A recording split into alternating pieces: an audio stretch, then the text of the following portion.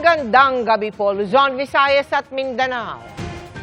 Sinugod at pinagbantaan ng armadong lalaki at dalawa niyang kasama ang isang bahay sa Norzagaray sa Bulacan. Ang kanila umanong pakay resbaka ng magkapatid na sakay ng SUV na nakaalitan nila dahil umano sa gitgitan sa kalsada. Ang mga nanugod na sakay ng motorsiklo ay napag-alaman ding nakainom nang mangyari ang away kalsada. Nakatutok si June Veneracion.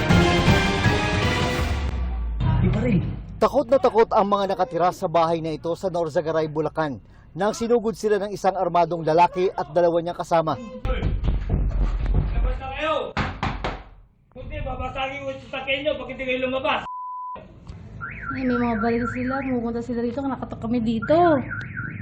Sino ba yung mga tao na to? Hinahanap pala ng mga umataking lalaki ang mga nakaaway nilang magkapatid na nakatira sa lugar. Kahit sila dalawin kami. Sa investigasyon ng Bulacan Provincial Police Office, nagugat ang gulo sa gitgitan sa kalsada. Nagkainitan daw ang magkapatid na sakay ng SUV at ang dalawang nakamotorsiklong sumugod sa lugar. Nakainom daw ang mga nakamotorsiklo nang mangyari ang gitgitan. Hoy! Lumabas kayo! Eh, may mga baril. May mga baril sila dito. Ang lalaking may dalang baril ay tinawag lang daw ng mga nakamotorsiklo para tulungan sila. Nagkaroon po ng konting komosyon doon sa lugar at ang matapos po ang komosyon, sinundan po nitong mga suspect natin, itong mga complainant hanggang sa kanilang bahay. At pagdating po doon, nagbanta po sila na babalik kami. Doon po nila tinawag na yung kanilang kaibigan, yung po yung nasa video na may dalang baril. Nangyari ang insidente noong May 3 at kinabukasan, naaresto ang 2 sa 3 suspect.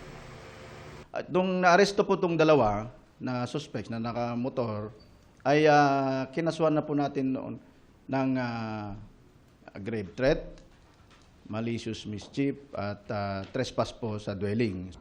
Pinaghahanap pa ang suspect na may dalang baril.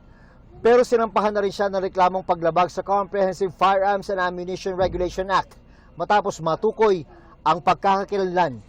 Wala siyang record sa LTAP at meron pong nakarehistro sa kanyang baril, ngunit ito po ay expired pa noong 2016, kaya po siya ay nakasuhan ng violation ng 10591, RA 10591. Tumangging magbigay ng pahayag ang 2 nahuling suspect na nasa kustudiya ng Norzagaray Police.